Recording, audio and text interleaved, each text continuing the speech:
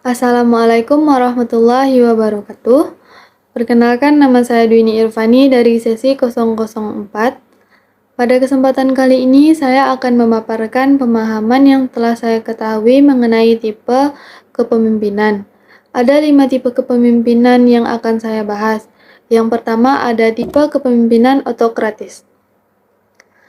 Tipe kepemimpinan otokratis adalah suatu kepemimpinan yang memiliki kriteria atau ciri yang selalu menganggap organisasi sebagai milik pribadi, mengidentifikasikan tujuan pribadi dengan tujuan organisasi, menganggap bawahan sebagai alat semata, tidak mau menerima kritik dan saran, terlalu bergantung pada kekuasaan formalnya, dan dalam tindakannya biasanya sering menggunakan pendekatan paksaan dan bersifat menghukum. Seorang pemimpin yang bersifat otokratis cenderung melihat perannya dalam suatu organisasi yang ia pimpin sebagai satu-satunya sumber otokratis. Otokratis sendiri memiliki beberapa kelebihan dalam pelaksanaannya. Kelebihan tersebut seperti yang pertama, mempermudah dalam proses menentukan keputusan, terutama pada saat darurat. Yang kedua, pelaksanaan lebih terarah dan perencanaan yang jelas dari pemimpin. Yang ketiga, komunikasi yang jelas karena hanya dari satu suara yaitu dari pemimpin. Yang keempat, tujuan dari organisasi menjadi lebih pasti.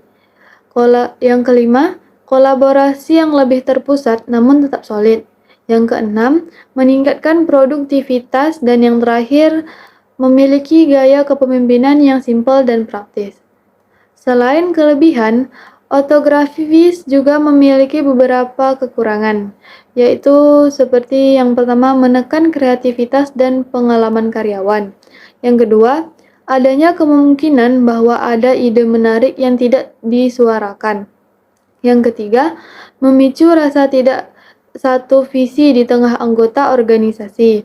Yang keempat, dapat berdampak pada aktivitas sehari-hari anggota yang merasa tidak didengar. 2. Kepemimpinan bebas atau masa bodoh atau laissez-faire. Tipe kepemimpinan ini merupakan kebalikan dari tipe kepemimpinan otokratis. Dalam kepemimpinan tipe ini, seorang pemimpin biasanya menunjukkan perilaku yang pasif dan seringkali menghindar diri dari tanggung jawab. Seorang pemimpin dengan kendali yang bebas cenderung memiliki peran yang pasif dan membiarkan organisasi berjalan menurut temponya sendiri. Di sini, seorang pemimpin mempunyai keyakinan bebas dan memberikan kebebasan yang seluas-luasnya terhadap bawahannya dengan menganggap semua usahanya akan cepat berhasil. Pada tipe laissez-faire ini, seorang pemimpin menaruh kepercayaan tinggi kepada bawahan. Mereka membiarkan bawahannya mandiri dalam bekerja. Dengan begitu, mereka dapat mengaktualisasikan diri dan menggunakan kreativitas, sumber daya, dan pengalaman mereka. Bawahan juga memiliki banyak kendali atas pekerjaan mereka. Pemimpin mempercayai dan memberikan mereka hak otonomi, sehingga bawahan memiliki kebebasan dan bertanggung jawab penuh untuk melakukan pekerjaan dan mencapai target. Selain itu, pengawasan terhadap bawahan dilakukan secara minimal. Pemimpin hanya sebatas menetapkan tujuan untuk dicapai oleh bawahan.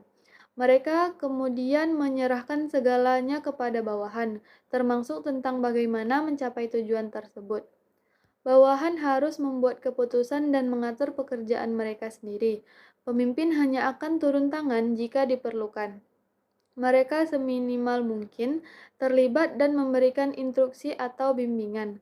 Bawahan memiliki akses ke banyak sumber daya dan alat untuk mendukung pekerjaan mereka.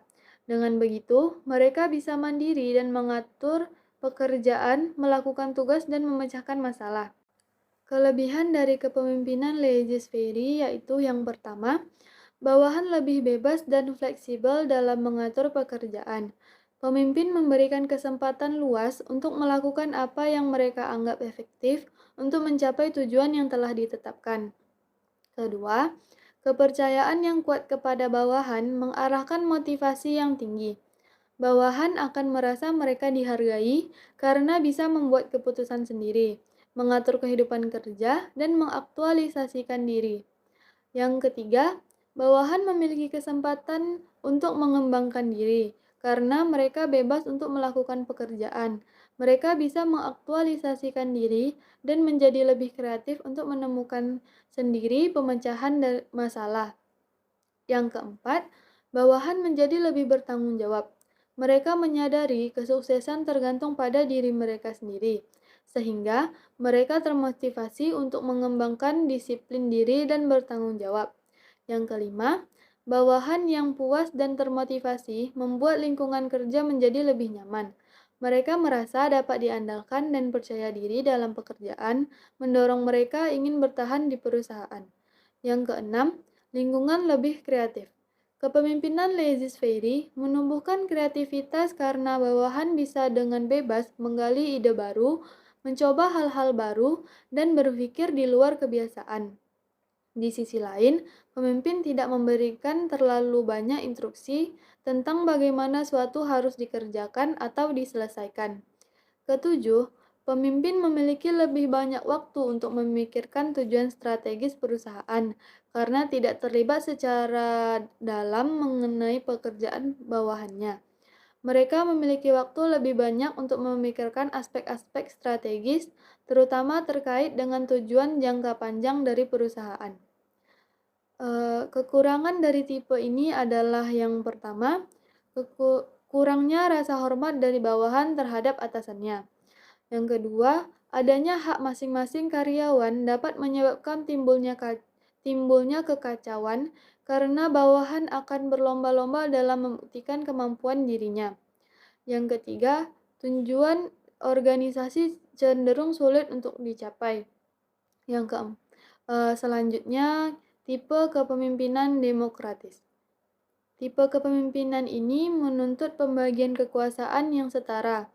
Artinya, tidak ada satu pihak yang lebih dominasi dari pihak lainnya dalam proses pengambilan keputusan atau decision making. Kelebihannya sendiri, yang pertama, hubungan antara pemimpin dan bawahan harmonis dan tidak kaku. Yang kedua, keputusan dan kebijakan yang diambil melalui diskusi sehingga bawahan akan merasa dihargai dan dibutuhkan perannya. Yang ketiga, mengembangkan daya kreatif dari bawahan karena dapat mengajukan pendapat dan saran. Yang keempat, bawahan akan merasa percaya diri dan nyaman sehingga bisa mengeluarkan kemampuan terbaiknya untuk menyelesaikan tugasnya. Yang kelima, bawahan akan merasa bersemangat karena merasa diperhatikan. Yang keenam, tidak mudah lahirnya kubu oposisi karena pemimpin dan bawahan sejalan. Kekurangan dari tipe ini yaitu yang pertama, proses pengambilan keputusan akan berlangsung lama dikarenakan keputusan yang diambil secara musyawarah antara atasan dan bawahan. Yang kedua, sulitnya tercapai kata mufakat karena adanya perbedaan pendapat dari setiap orang. Hal ini akan menyebabkan timbulnya konflik apabila keputusan yang diambil tidak sesuai dan apabila adanya ego dari masing-masing anggota. Yang keempat, yaitu tipe kepemimpinan karismatik atau charismatic leadership. Kepemimpinan karismatik adalah gaya kepemimpinan yang menonjolkan karisma untuk menarik dan menginspirasi pengabdian oleh orang lain.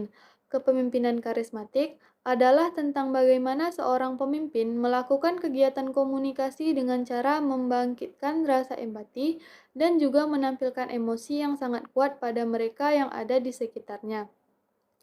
Ada banyak keuntungan dari gaya kepemimpinan ini yang pertama, yaitu meningkatkan loyalitas. Perusahaan yang dipimpin oleh pemimpin karismatik cenderung kohesif karena pekerjaannya memiliki tujuan yang jelas. Para pemimpin karismatik menginspirasi orang untuk bekerja beriringan dengan tercapainya tujuan bersama. Tujuan mereka adalah membuat karyawan merasa bahwa pekerjaan mereka penting dan bakat mereka diapresiasi. Hal ini pada akhirnya dapat meningkatkan loyalitas dan kontribusi aktif dari setiap karyawan. Yang kedua, merangkul inovasi.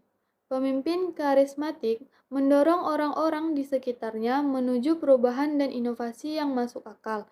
Artinya, mereka memungkinkan perusahaan untuk selalu mengikuti perkembangan tren terkini sebagai peluang untuk memperbaiki organisasi dan meningkatkan proses kerjanya. Yang ketiga, membangun budaya belajar. Kualitas utama dari kepemimpinan karismatik adalah kerendahan hati dan komunikasi yang efektif. Maka, kesalahan diperlukan sebagai peluang belajar untuk aktualisasi diri, bukan konsekuensi yang perlu hukuman. Karyawan didorong untuk menemukan solusi lain untuk masalah ketika rencana semula tidak berhasil. Ada juga beberapa kekurangan dari kepemimpinan karismatik. Yang pertama, salah fokus. Kekuatan mereka untuk mempengaruhi orang lain bisa membutakan. Para pemimpin karismatik kadang tidak responsif terhadap bawahan atau konstituen mereka. Ini bisa membuat mereka terlena dan menjadi sombong, sehingga justru banting setir mengubah arah haluan organisasi. Yang kedua, organisasi terlalu tergantung atau dependen. Ketika pemimpin keluar atau mengundurkan diri, pensiun atau mungkin yang lebih buruknya meninggal, absennya kehadiran pemimpin yang karismatik dapat berdampak negatif pada keberlangsungan perusahaan. Yang ketiga, merasa sangat diagungkan. Pemimpin mungkin merasa sangat dimuliakan oleh orang-orang di sekitarnya, sehingga luput belajar dari kesalahan yang sudah-sudah. Ia juga rentan melakukan pelanggaran finansial atau etika karena merasa percaya mereka berada di atas hukum. Yang terakhir ada tipe kepemimpinan militeristik. Sesuai dengan namanya, kepemimpinan tipe militeristik merupakan sistem militer pada saat terjadi pemimpin dengan tuntutan kedisiplinan yang tinggi. Pemimpin semacam ini memiliki ciri-ciri seperti yang pertama, menerapkan kedisiplinan tinggi dan kaku terhadap bawahannya. Yang kedua, dalam bertugas, pemimpin mempergunakan cara memerintah. Yang ketiga, menggerakkan bawahannya dengan titel pangkat atau jabatan. Yang keempat, terlalu susah menerima kritik atau masukan dari bawahannya. Yang kelima, menyukai formalitas dengan berlebih-lebihan. Saya rasa sekian penjelasan materi yang dapat saya sampaikan. Lebih dan kurangnya saya mohon dimaafkan. Wabillahi taufiq walhidayah. Wassalamualaikum warahmatullahi wabarakatuh.